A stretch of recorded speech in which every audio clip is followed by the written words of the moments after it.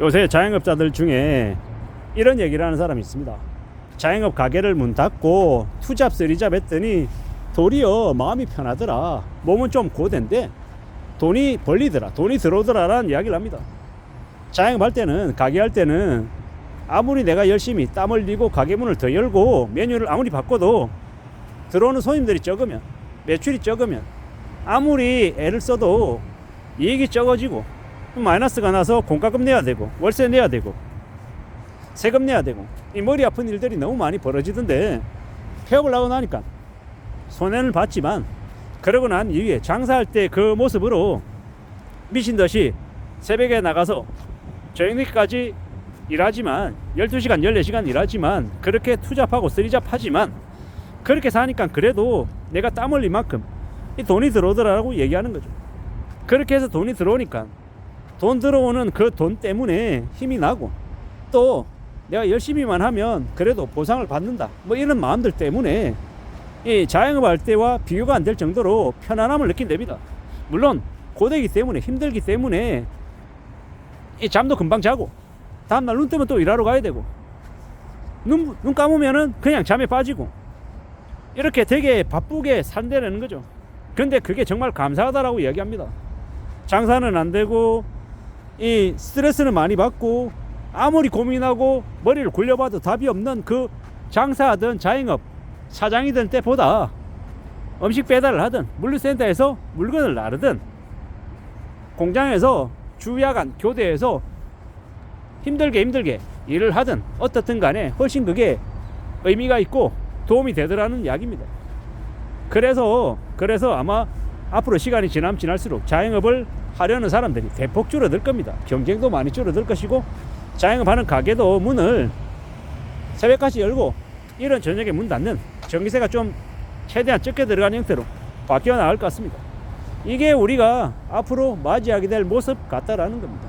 우리가 살아가는 현실들, 특히나 자영업자들에게 좀 더 잔인했죠 이때까지. 그리고 그 자영업자들의 이제 인건비를 녹인 되게 저렴한 가격들, 앞으로는 아마 힘들 수도 있겠다라는 생각도 듭니다. 임금 노동자들이 이제 더 많아지는 거죠. 물론 그 임금 노동자가 많아진다라는 게 월급을 아주 많이 주는 양질의 일자리는 아닐 겁니다. 최저시급에 준하는 일자리만 되게 늘어날 겁니다. 하지만 자영업 하시는 분들이 되게 하루도 안 쉬고 빡세게 일했던 그 심정, 그 모습, 그 태도로 임금 노동자로 이제 바뀌니까 실제로 원잡이 아니라 투잡 이상을 하더라는 겁니다. 투잡하고 쓰리잡 하면서 부지런히 돈을 벌더라는 겁니다. 어떤 분들은 어느 식당에 들어가서 미친 듯이 일하는 거예요. 자기 사장일 때보다 더 열심히 일하니까 어떻게 됩니까? 당연히 그 식당에서 인정받고 좋아라 하죠. 그러다 보니까 완전 그 식당에서 먹고 자고를 다 하는 거예요. 눈 떠서 새벽에 눈 떠서 아침에 한 10시나 11시쯤에 일어나서 음식 다 듣고 정리하고 주변 청소하고 그리고 이제 오후 한 3, 4시부터 가게 시작하고 그리고 이제 새벽 한 4시든 5시든 끝날 때까지 열심히 서빙하고 치우고 정리정돈하고 주방이 바쁘면 주방 가서 자질구레한 일 돕고 그 가게에서 식당에서 아침 먹고 점심 먹고 저녁 먹고 365일을 계속 그렇게 지내니까 나중에는 그 모든 일들이 자기 몸에 착착 붙어서 너무나도 수월하게 돌아가더라는 겁니다. 그러는 사람들이 월급은 당연히 적겠냐고요. 일하는 시간이 많으니까 월급 받는 금액도 적지 않죠. 그리고 삼시세끼를 먹고 자는 것까지 제공받으니까 숙식 제공이 되니까 돈 쓸 시간이 없어서 돈이 모이고 그렇게 또 살아가고 극복하고 빚도 갚고 지내더라는 겁니다. 이게 현실입니다.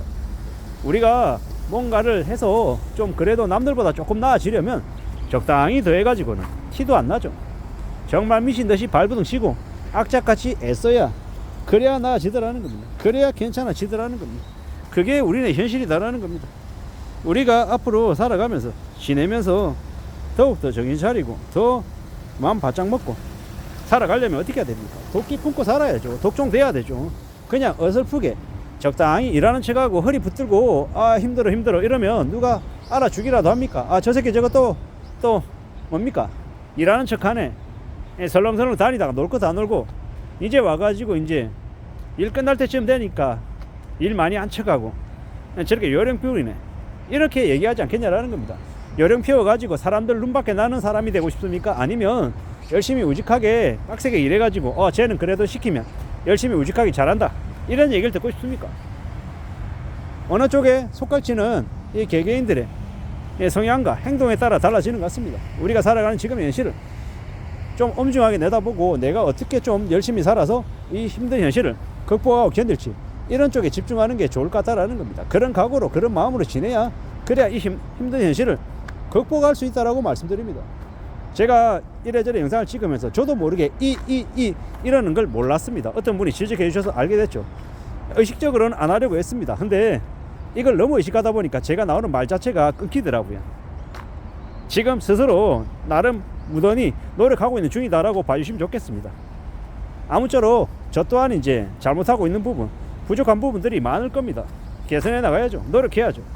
근데 변명은 아닌데 그렇더라고요. 사람이 쉽게 안 바뀌더라고요.